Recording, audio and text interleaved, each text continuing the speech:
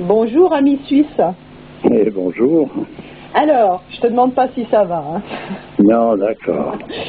Je pensais à la dernière audio là qu'on a faite, rétablir l'équilibre.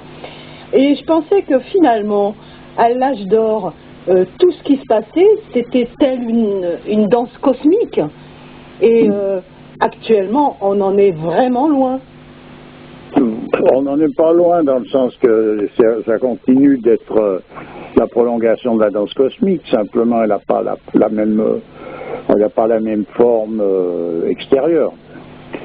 Voilà ce qui se passe. En fait, si on remonte, ce qui est intéressant, c'est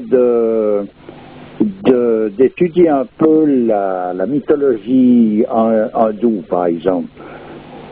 Il est parlé souvent on entend parler, disons, de la danse de Shiva. Personne ne sait bien tellement ce que c'est. La danse de Shiva, c'est justement la danse cosmique, qui peut être vue directement par le mouvement des astres.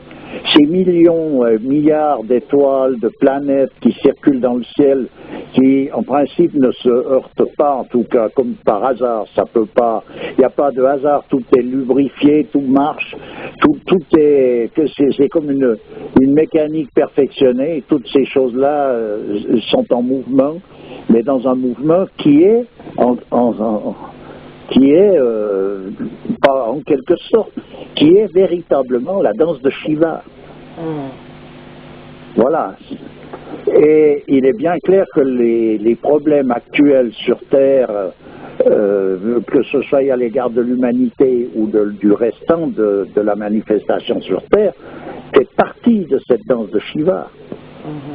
Voilà. Alors c'est intéressant d'étudier ça un peu de près pour pouvoir s'imprégner et ressentir tout d'un coup en nous-mêmes tout ce barattement, tout ce mouvement de danse. Autrement, ça reste un peu abstrait, disons simplement dans une explication. Tu avais fait une jolie métaphore un jour en parlant de la toile d'araignée qui, en tissant sa toile, elle exerce une danse cosmique. Oui, elle exécute une danse cosmique. Voilà. Parce que, vu par l'œil de l'homme actuel qui est à râler pâquerette, elle est là, elle est en train de préparer un piège pour attraper les mouches. Bon, entre autres, il y a ça, mais il y a ça comme faisant partie des retombées de ce qu'elle a fait, mais elle-même, elle est en train d'exécuter une danse cosmique. Et c'est en quelque sorte à l'issue de cette danse cosmique qu'elle retrouve sa nourriture, ce qui veut dire qu'elle ne va pas oublier d'exécuter cette danse, ça c'est clair, c'est son rappel. Mais je veux dire, prioritairement, elle est faite, elle est créée pour ça. Elle n'est pas créée pour manger les mouches. Ça, c'est des considérations de scientifiques modernes, ou je ne sais pas de quel personnage, où on sent bien que... Oui, de la même manière qu'un être humain n'est pas réduit à manger, dormir, etc. On est là aussi pour exécuter une danse cosmique. Alors, quelle est-elle? Et c'est ça, c'est que tout est fait comme ça. Et puis le fait de manger de ci, de là, c'est un fonctionnement qui est inévitable, qui fait partie du décor, mais qui n'est pas le but de l'exercice. L'homme n'est pas venu sur Terre pour manger, pour dormir, et puis etc. Ça rime à rien, tout ça. C'est des fonctions vitales, et voilà. Bon. Voilà, donc elles sont là, c'est normal. Mais après, chacun joue un rôle dans parce qu'il y a aussi ce théâtre cosmique, cette danse. Chacun exécute cette danse cosmique et participe de ça. Et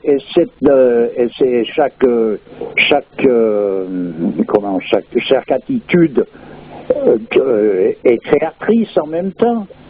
Tu comprends? Donc et puis elle est démonstrative de l'état dans lequel se trouve le personnage qui exécute la danse. Alors actuellement la danse c'est devenu quelque chose de minable. C'est une danse macabre. C'est une danse macabre et c'est l'agonie. Ouais. Là c'est ça qu'il faut voir. Alors bon, Voilà, c'est ça, c'est que l'humanité est en train de danser son agonie.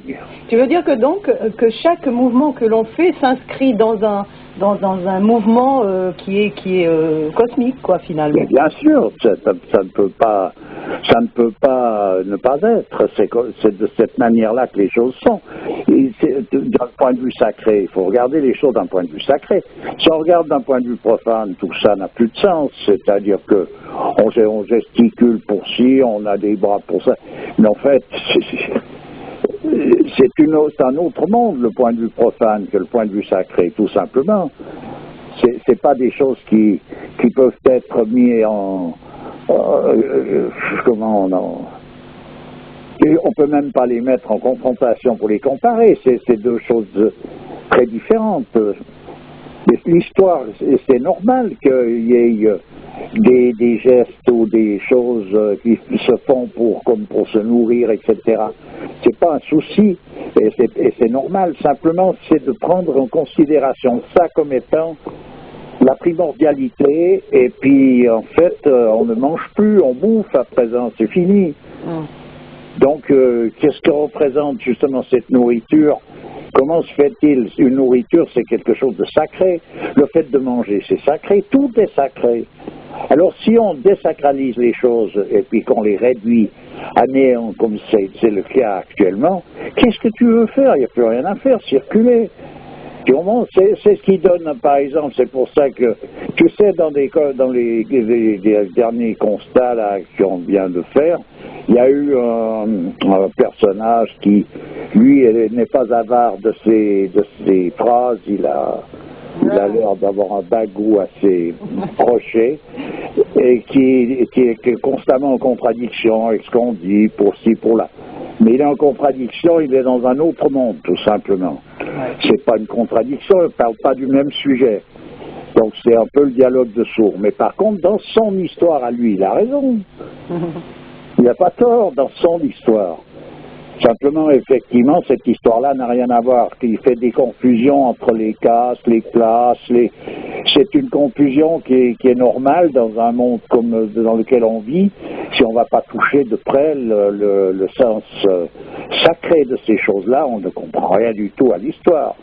Et s'il faut regarder ce qui se manifeste, il est bien clair que si tu vas regarder aux Indes, puis tu regardes les gens qui se défendent de telle caste, etc., tu vas voir une espèce de théâtre guignol de nouveau, comme on voit ici, qui correspond à des classes sociales avec un plus, un moins qui reste très quantitatif.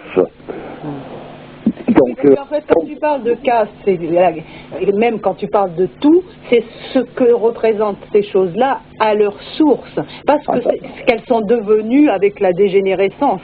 Ah, bien sûr que non, parce que pour moi, la dégénérescence, c'est la dégénérescence, c'est une autre histoire. C'est comme si je parlais de la plus belle fille du monde, à mon goût, je ne suis pas en train d'en parler. Si on me dit, oui, mais moi je l'ai croisée dans la rue, bon, elle a 95 ans, et si elle n'est pas si belle que ça. Bon. C'est pas ça le truc. Moi, je regarde ce qui est à son origine.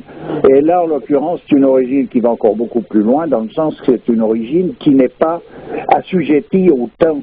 Ce qui veut dire que c'est un principe. Ouais. Donc voilà, donc ça n'a pas bougé en tant que principe, en tant que réalité foncière. C'est un principe qui est immuable en fait. Voilà. Ce qui a pu bouger, c'est la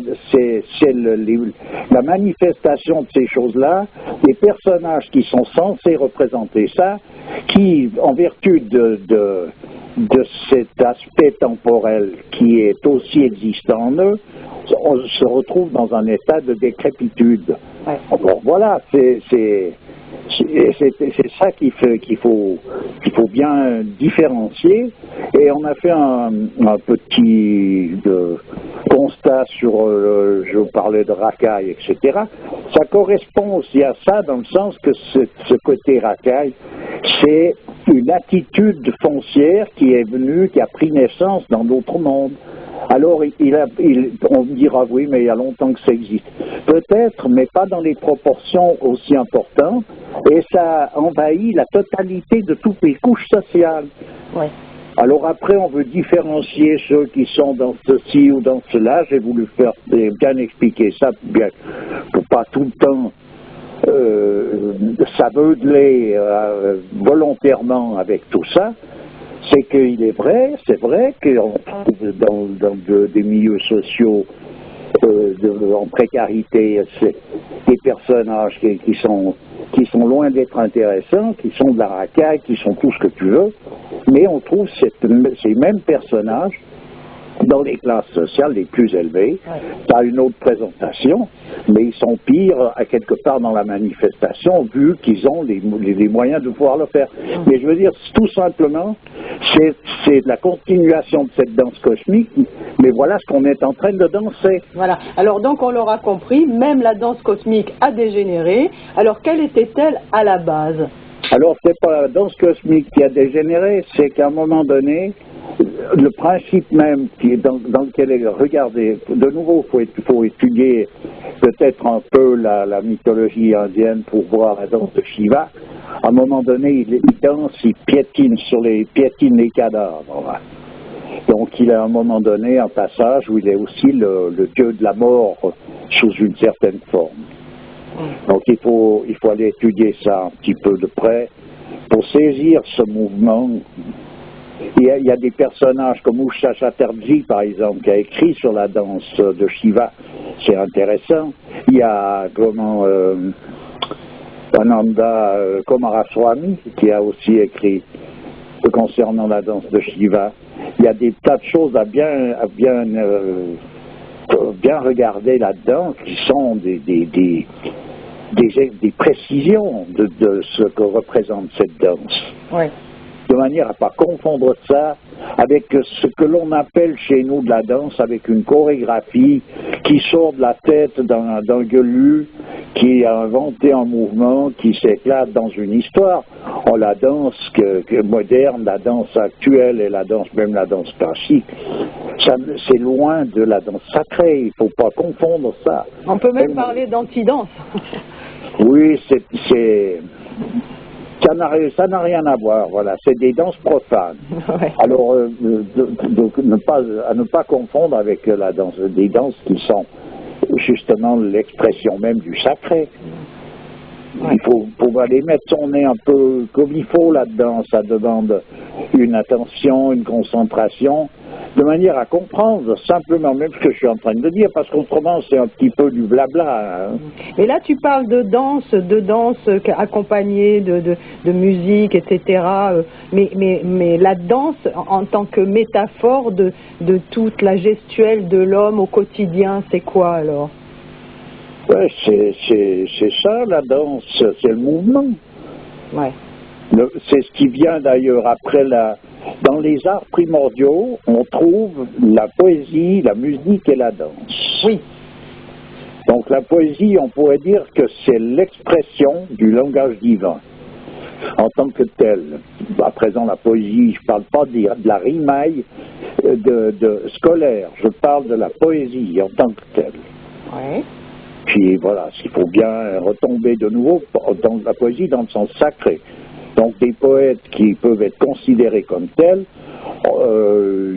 c'est pas ceux que l'on apprend à l'école, qui sont des rimailleurs de chemin. Tu as un nom de vrai poète?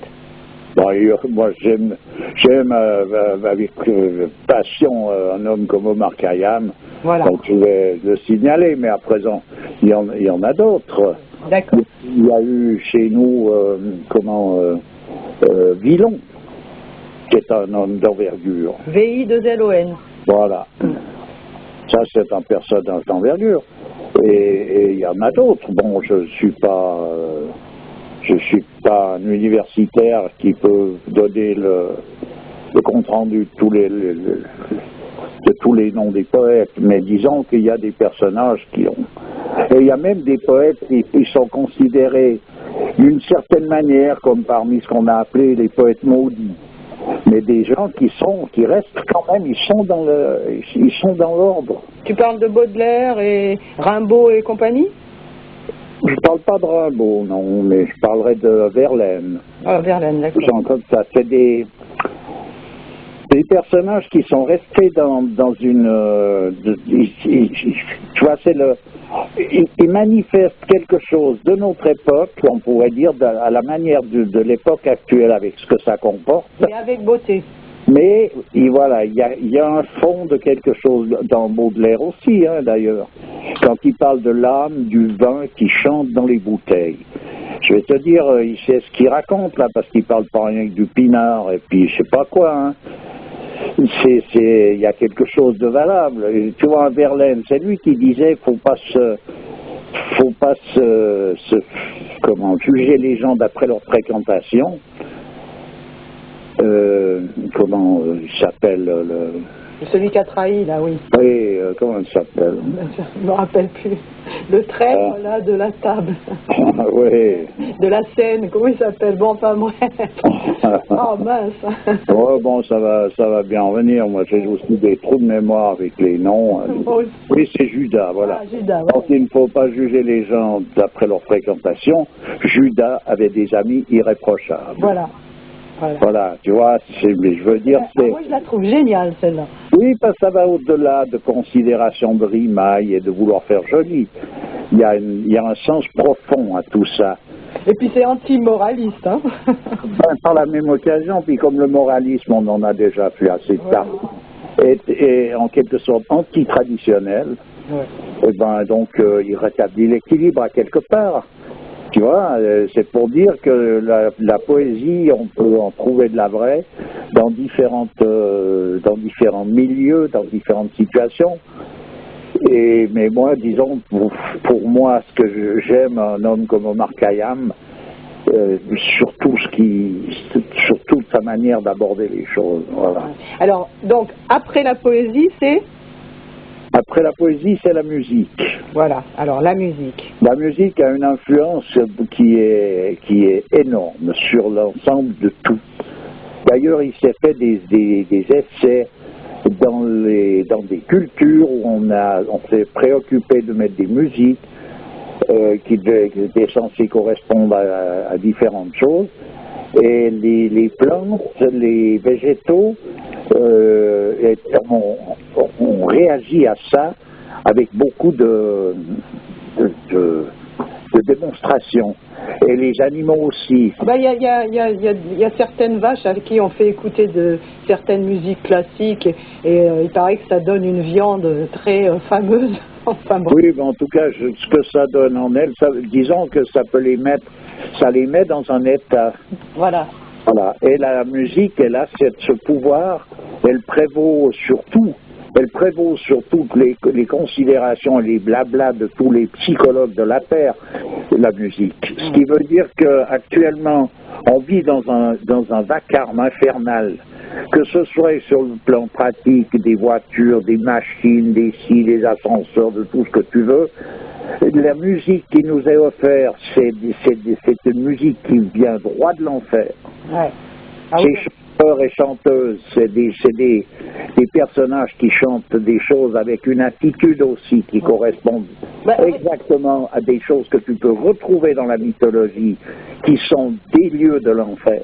Ouais. Donc on est assailli par ces forces infernales du 1er janvier au 31 décembre. Rien que le vacarme urbain, c'est suffisant de comprendre que c'est une horreur. Va habiter à côté d'une autoroute et tu verras. Voilà. Et puis à présent, il y a beaucoup de gens, dans la jeunesse ou moins que moins jeunes, qui se font bercer par ces musiques infernales. Ouais. Pourquoi? Parce qu'il y a une résonance en chacun de tous ces états, puisqu'on les a tous. L'homme a en lui-même tous ces états. Bon, attends. Les animaux sont moins sensibles à ça, c'est-à-dire pas moins sensibles, ils sont très sensibles et souvent ils fuient devant certains bruits. Ah bah c'est clair. Attends, on va faire une suite, excuse-moi. Je sais pas si on fait une suite. Bah si, parce qu'on n'a pas parlé après la musique, maintenant on va parler de la danse. Ben on en a parlé de la danse. Donc on fait pas de suite. Non, c'est bon. Ok. Bon, bah écoute, on a tout dit ou quoi, alors? Bon, on n'a pas tout dit, parce qu'on peut en redire et redire indéfiniment. Justement, c'est pour ça que je voulais faire une suite. Mais là, en l'occurrence, bah, si tu veux... Allez, on fait une suite. Ah, j'ai gagné. À toutes. Ouais.